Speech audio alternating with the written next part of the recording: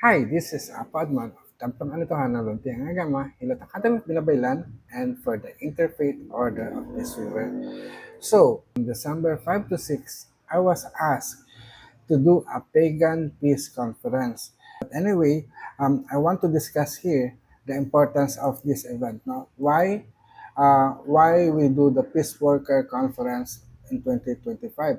So, the number one purpose is to promote global unity. So our theme is Peace Beyond Borders, empowering communities for shared future. It emphasizes harmony that flows across nations and cultures, affirming that peace is universal and cannot be confined by political or social boundaries. Number two, it empowers community. The conference seeks to equip participants with the values and virtues, bravery, courage, and strength needed to actively engage in peace work. It frames peace as an intentional, active process requiring dialogue, reconciliation, and justice. So, number three, it fosters ethical and spiritual foundation. The program integrates prayer, reflection, and metaphors to inspire inner transformation and collective responsibility. It highlights principles like justice, discipline, understanding, knowledge, and love as the foundation for the sustainable peace and community empowerment. Number four, it encourages nonviolence and shared responsibility. This event reinforces the principles of aiming no harm to anyone, aligning with global ethical standards, and breaking cycles of conflict through nonviolent approaches. Number five, inspired through storytelling and ritual. So within the ritual, I have written some metaphors and fables such as the river that flows beyond borders and the lamp that shines when inner barriers are cleared. Illustrates the peace begins within and radiates outward. The closing ritual will be weaving peace beyond borders, symbolizes collective action for harmony. In short, this event is designed to be an interfaith global initiative to weave peace through shared values, inner transformation, and collaborative action, creating a ripple effect of harmony across the world. So, this is the goal and the purpose of the event. Pray for peace, pray for love, pray for the nation where you live, and pray for the world. This is the call of our first priest of the Corellian Nativist tradition, Lord Donald Dewey's High Choral 11 years ago, which is on August 3, 2014, when he initiated the spiritual warfare for peace. From then on, the rolling prayer for peace was held every 15th day of the month by 9 p.m. on members' local time zone worldwide, which will produce a ripple effect of the energy of peace, blessings all nations of the world. This call for spiritual warfare for peace has strengthened the membership of the Order of Peace Weaver that been founded by Reverend Terry Helton Ott on August 4, 2009, which she have passed to me, the administration on September 16, 2023, that it become the Interfaith Order of Peace Weavers, that it opened our doors wider, not only limited to the members of the Corellian Nativist tradition, Wiccan pagan faith, but also other like-minded individuals coming from all paths who seek to weave peace globally. Peace and blessings to all.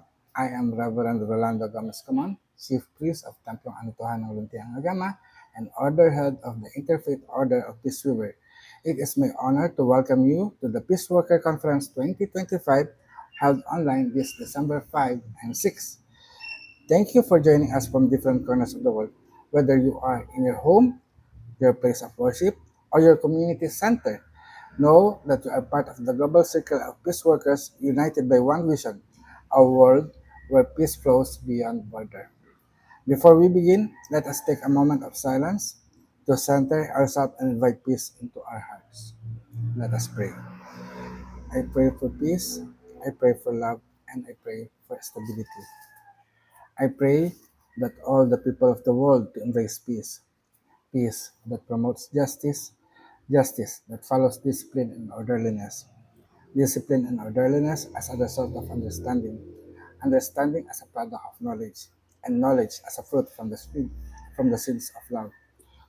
O great supreme divine spirit, bless us your children with bravery, courage, and strength, so that we may endure and overcome all forms of evil, hatred, terror, violence, warfare, and wars around the world. by the power of love that gives us life, may peace prevail on earth. May all the inhabitants of Mother Earth ingest the blessings of love. May all the people around the world be blessed with peace. As we create and manifest this in our lives through our unified will with aiming no harm to anyone, we accept and receive this, and it is so. So mote it be, mayari na, pag-asatin.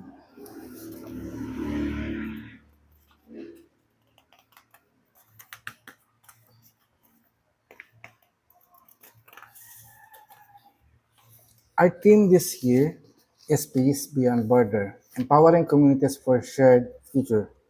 What does this mean? How does it relate to the peace prayer that we have just been said? So let me dissect it so that we all know what it is all about.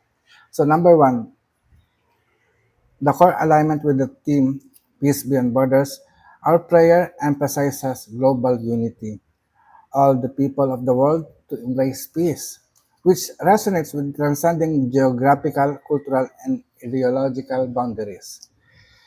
And number two, empowering communities. The prayer calls for bravery, courage, and strength to overcome evil and violence, which reflects empowerment at both individual and collective levels. Now, within this, why do we need bravery, courage, and strength in weaving peace? The reason why is number one, peace is active and not passive. Peace is not simply the absence of conflict, it requires intentional action, dialogue, reconciliation, and justice. These actions often involve confronting difficult truths and breaking cycles of violence which demand courage. Number two, bravery to face opposition. Advocating for peace can be unpopular or even dangerous in contexts of division or injustice. It takes bravery to stand firm against hostility, prejudice, or systematic violence. Number three, courage to forgive and reconcile. Forgiveness and reconciliation are emotionally challenging. They require courage to let go of resentment and to rebuild trust even when wounds are deep. Number four, strength to preserve. Peace building is a long, often exhausting process. Strength, both spiritual and emotional, is needed to endure setbacks and continue working toward harmony. Number five, peace as a metaphor. The word weaving suggests deliberate, patient, and skillful effort. Just as a thread must be interlaced carefully to create a strong fabric, relationships and communities must be nurtured with resilience and commitment. On a final note, weaving peace is not a passive act, but a deliberate and challenging journey. It calls for bravery to stand against discord, courage to forgive and reconcile, and strength to persevere through trials. Like thread interlaced to form a resilient fabric, these virtues bind our efforts together, ensuring that peace is not fragile but enduring. So, under the core alignment with our team, its shared future, the vision of peace that promotes justice and knowledge as a fruit from the seed of love, speaks to building sustainable, harmonious future for all. But what kind of justice do we envision as a peace weaver? Our vision of peace is inseparable from justice. True peace is not merely a silence of conflict, but the harmony born from fairness and dignity. As peace weaver, we envision restorative justice, a justice that heals wounds, restores relationship, and uplifts the oppressed. It is a justice that seeks equity over mere equality, ensuring that every voice is heard and every life honored. In this vision, peace is not imposed. It is woven through acts of compassion, accountability, and shared responsibility, creating a fabric where truth and mercy meet. As we continue with the prayer, it says, justice that follows discipline and orderliness. We ask, how discipline and orderliness lead to justice? So, number one, founded on fairness. Discipline ensures that rules and principles are consistently applied. When individuals and institutions act with self-control and integrity, decisions become predictable and impartial, key elements of justice. Number two, Discipline and orderliness leads to justice because of preventing chaos and bias. Orderliness creates structure, reducing confusion and arbitrary actions. In a well-ordered system, everyone knows their rights and responsibilities, which minimizes favoritism and corruption. Number three, accountability and responsibility. Discipline fosters accountability. People accept consequences for their action. This accountability is essential for justice because it upholds moral and legal standards. Number four, it creates equal access. When society is orderly, resources and opportunity can be distributed fairly. Justice thrives where systems are organized and transparent. Discipline and orderliness are the pillars that uphold justice. They transform ideals into practice by ensuring fairness, preventing chaos, and promoting accountability, allowing peace to rest on the foundation of equity and trust. So the prayer is aligned to our theme because of structural strength. The prayer follows a progressive logic. It starts with personal intention like peace, love, and stability, and then it expands to universal aspiration, peace for all inhabitants of my earth, and ends up with an affirmation and manifestation. We accept and receive this, and it is so. This mirrors the conference goal of moving from individual commitment to global action. To be honest, the entire prayers follow the format of the prescribed peace prayer that Lord Don have formulated, which is I pray for peace, I pray for love, and I pray for stability. I pray that love may overcome fear, and I send energy of love and peace for all the people of the world. I create it, I accept it, and I receive it. So mote it be. These prayers inspired me and evolved into what I now call the Ladder of Peace Prayer, which I recite using a knotted cord. My personal peace rosary is a practice of repeated prayer where each word I speak becomes embedded in my mind and heart, like a program training my spirit to embrace the virtues needed for inner peace. Alongside this, I use skill of visualization, imagining people, places, and moment in time so that my prayer extends beyond myself imbuing them with the energy of peace. Another thing that this prayer is connected or associated or fitted to our theme of peace beyond, uh, peace beyond borders, empowering communities for a shared future, is the key values reflected. So the key values that we present in this prayer is justice, discipline, understanding, knowledge, and love. These are foundational principles for peace building and community empowerment.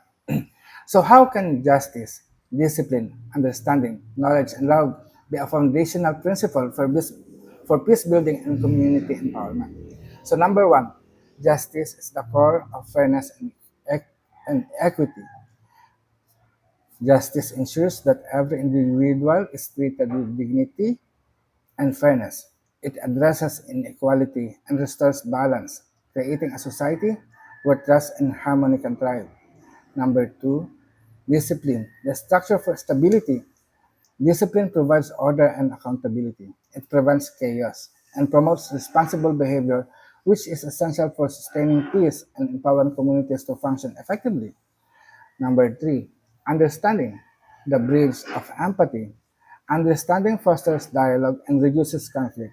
When people seek to comprehend each other's perspective, they build relationships rooted in respect, which strengthens communal bonds. Number four, knowledge, the light of awareness. Knowledge equips individuals with the tools to make informed decisions. It dispels ignorance, which often breeds fear and division, and empowers communities to innovate and grow. And lastly, love, the spirit of compassion. Love binds all principles together. It transforms justice into mercy, discipline into care, and understanding into a genuine connection. Love ensures that peace is not cold or mechanical, but warm and life-giving. In summary, these five principles, justice, um, discipline, understanding, knowledge, and love, are interwoven like thread in a strong fabric. Together, they create a foundation where peace is not only possible, but sustainable, and where communities are empowered to flourish in harmony and mutual respect. So, lastly, there is a non-harm principle, aiming no harm to anyone, aligns with ethical framework in peace work. So, how come this become an ethical framework? So, number one is the core principle of non-violence.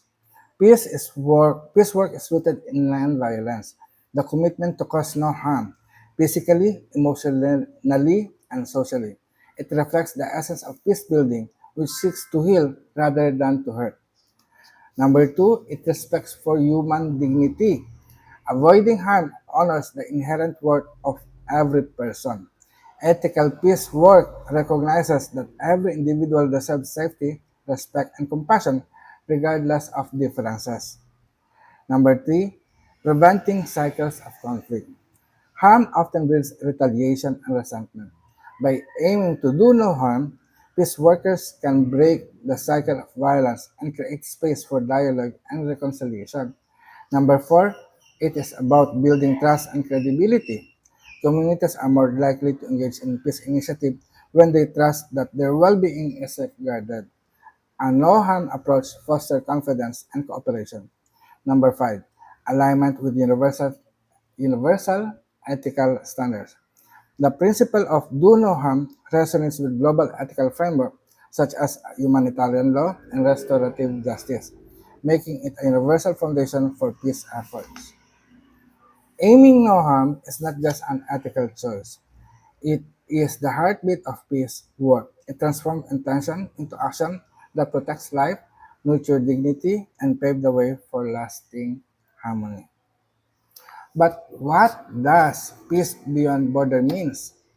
Number one, it transcends geographic boundaries. Peace is not confined to nations or territories. It envisions harmony that flows across countries, cultures, and communities, uniting humanity beyond political lines. Actually, there is a metaphor of this, such as peace is like a river that refuses to be confined by borders. It flows freely across valleys and mountains, nourishing every land it touches, reminding us that the harmony cannot be fenced in, it belongs to all. So there is a story that I want to tell on this. No? So once upon a time, in a land divided by high walls and guarded gates, there flowed a gentle river. The rulers of each land claimed this part of the river is ours and built fences along its bank. But the river laughed softly, for it knew no master. When drought struck one kingdom, the river stretched its arm beyond the walls, bringing water to thirsty fields.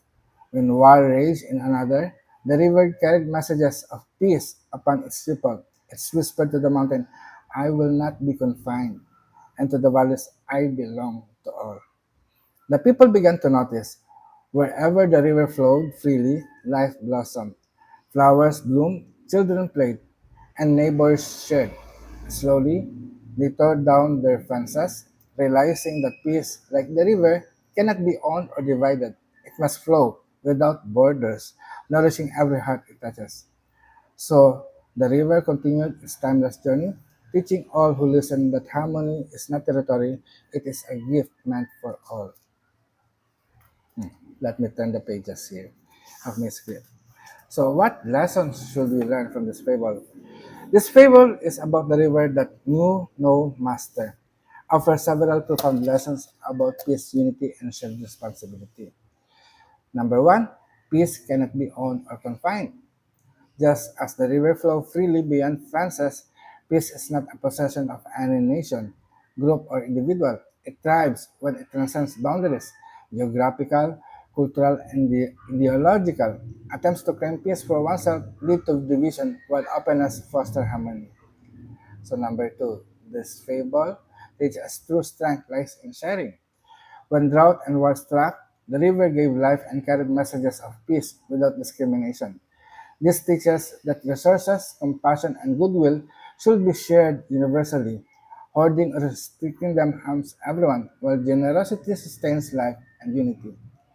Number three, barriers breed isolation. Openness brings flourishing. The people only experience abundance, flowers blooming, children playing after tearing down their fences. Social, cultural, and political barriers prevent growth and connection. Removing them allows community to thrive together. So it means if you feel that you are not flourishing, when you feel that prosperity and abundance does not come, think about it. Maybe there is a fence, there is a border, there is a boundary for you that limits you on your growth.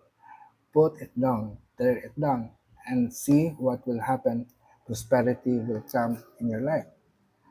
No? So, number four, harmony is a gift and not a territory. River Timeless Journey reminds us that peace is not about control or dominance. It is a shared blessing. When we treat harmony as a gift meant for all, we move forward to a world of mutual respect and cooperation. So this is so wonderful, no?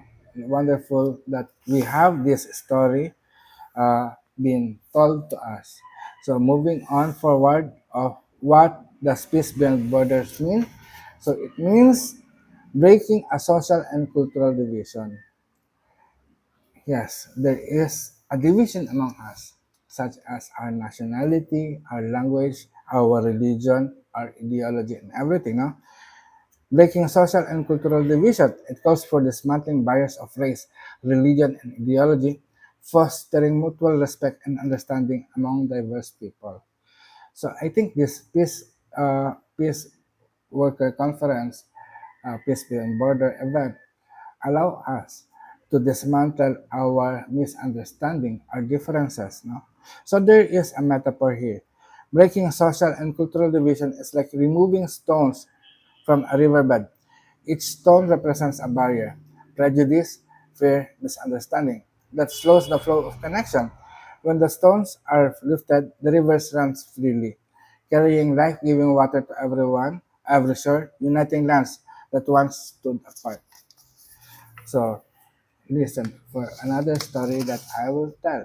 It is about the river with many stones. It says, long time ago, there was a river that wished to unite with two great valleys. But its water were slowed by heavy stones scattered along its bed. These stones were not ordinary. They were born from the hearts of the people. One was called prejudice, another fear, and another misunderstanding. Each stone whispered, "Stay apart, do not cross." The river tried to flow, but the stones made its journey harsh and broken. The valley remained divided, their people thirsty for connection. One day, a child from each valley came to the river edge. They saw the stone and began lifting them one by one.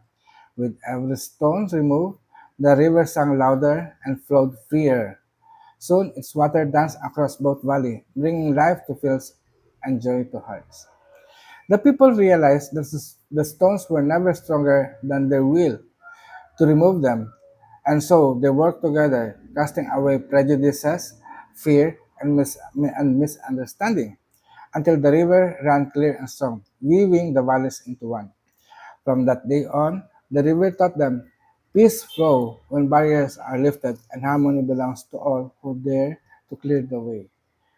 It's so wonderful, isn't it? So now, what are the lessons that we should learn from this? Number one, barriers to peace are internal. The stones, prejudice, fear, and misunderstanding symbolizes attitudes and beliefs that originate within people's heart. True obstacles to unity are not physical but emotional and mental. To achieve peace, we must confront and remove these inner barriers. So peace is internal. It is just you that keep it. No? This peace should be shared with others so that true peace will reign in your life. Number two, small actions can create big change. The children lifting stone represents the power of individual initiative.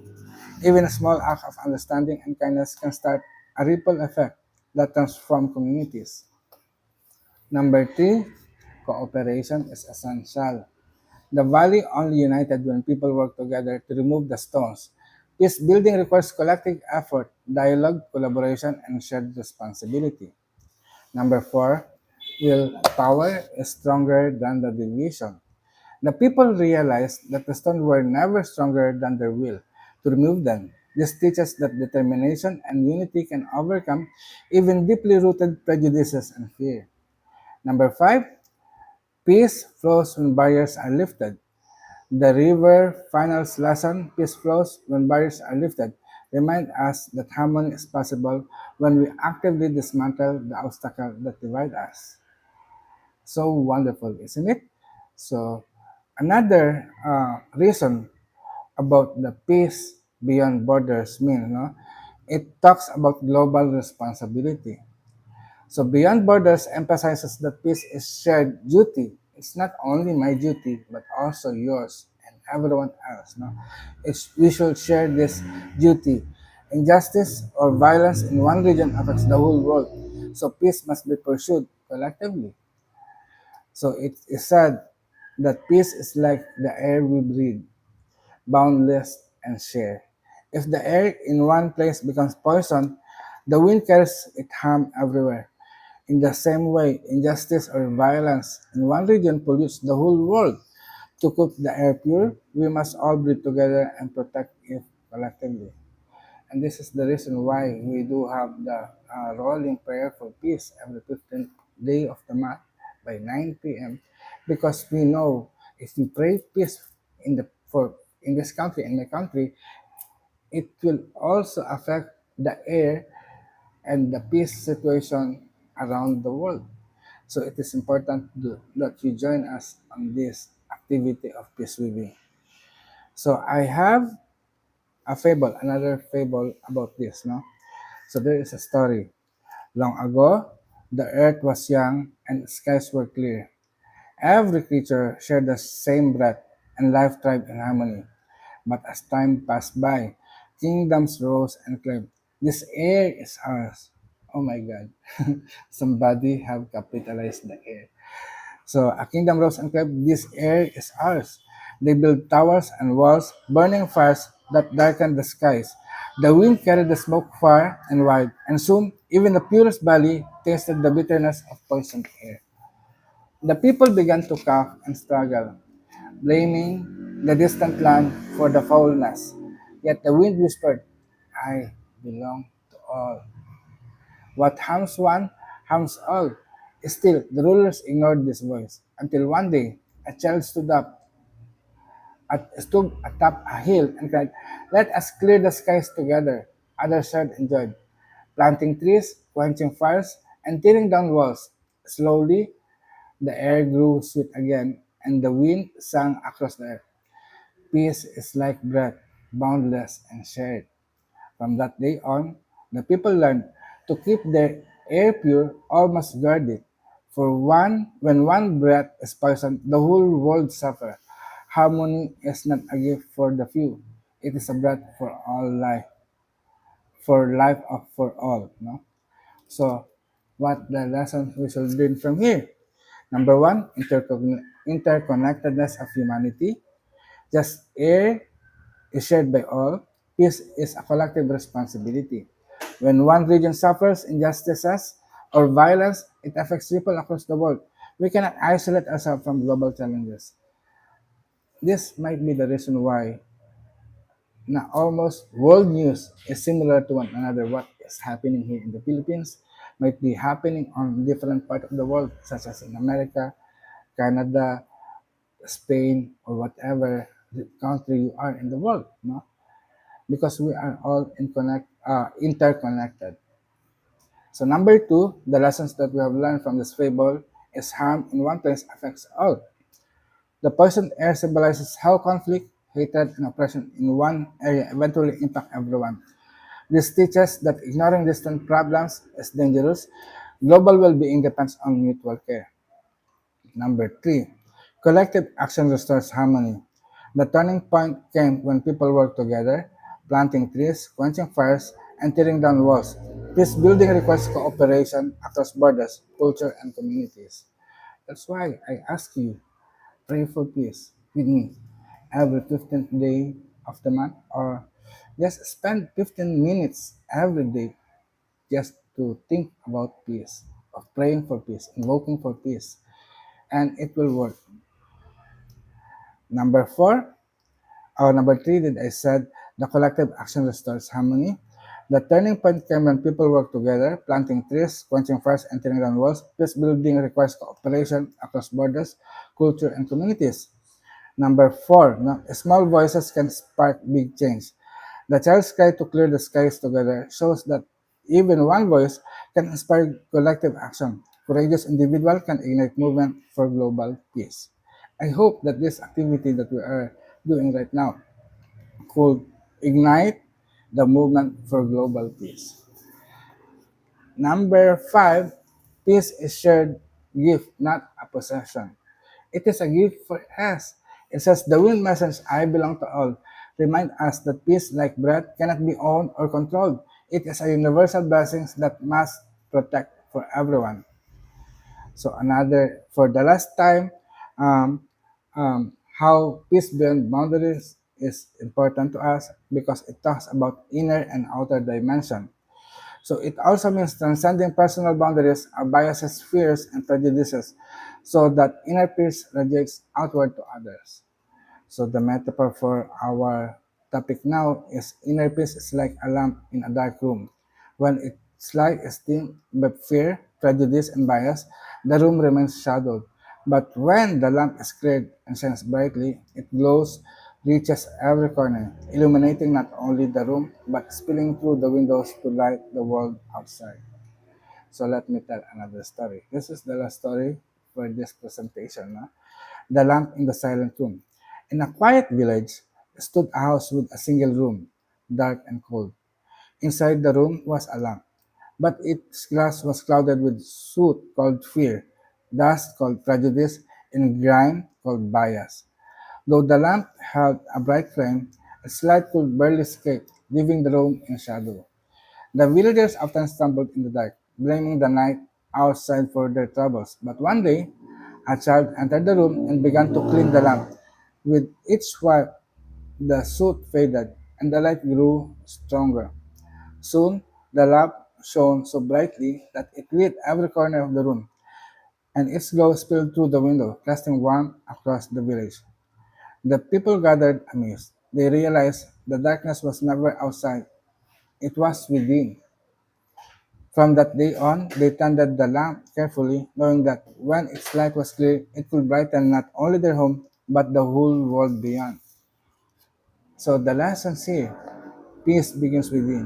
When we clear away fear, prejudice, and bias, our inner light shines outward, illuminating lives far beyond our own walls. So what does mean peace begins within? The darkness was not outside, but inside the room. This teaches that true peace starts in our heart and minds before it can radiate outward. So find peace, have peace, and be at peace. Number two, inner barriers dim our light. Fear, prejudice, and bias acts like soot on the lamp, blocking its glow. These inner obstacles prevent us from sharing peace and harmony with others. Number three, self-reflection and cleansing are essential. The lamp only shone brightly after being cleaned. Similarly, we must actively remove negative thoughts and attitudes to allow our inner light to shine. Number four, small acts can spark transformation. A child's simple act of cleaning the lamp changed the entire village. Even a small step toward inner peace can create a ripple effect of positive change. Number five, inner peace illuminates the world. When the lamp light was clear, it brightened not only the room, but the whole village. Inner peace naturally radiates outward, influencing families, communities, and beyond. In short, peace beyond border is a vision of universal harmony that rises above division, affirming that true peace knows no limit, land, culture, and creed. So, this will be our final moment. Would you like to join me on a closing ritual for this moment or in our opening remark? So, I want you to sit comfortably right now and just listen to my voice and forgive me if my voice is trembling or shaking. But let us take a deep breath together. Inhale peace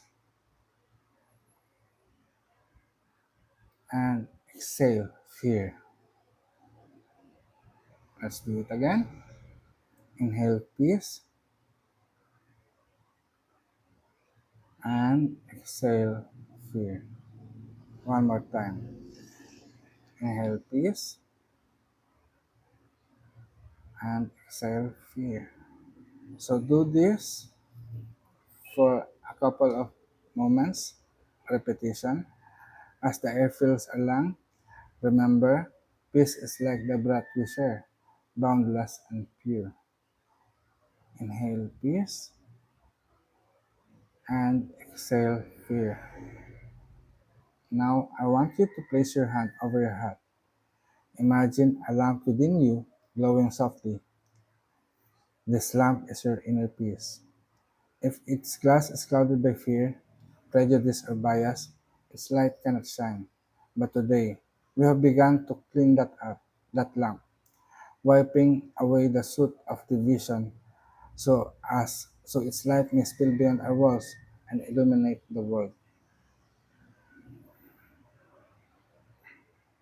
Now, visualize a river flowing freely across lands, carrying life and messages of peace. No fence, no borders, only harmony. Now, say this with me. Peace flows when barriers are lifted. Again, peace flows when barriers are lifted. Peace belongs to all who dare to clear the way. Peace belongs to all who dare to clear the way. Together, peace flows when barriers are lifted. Peace belongs to all who dare to clear the way. One more. Peace flows when barriers are lifted. Peace belongs to all who dare to clear the way. Together, we can affirm peace cannot be owned. It is a gift for all. Our will to remove the stones of prejudice is stronger than division.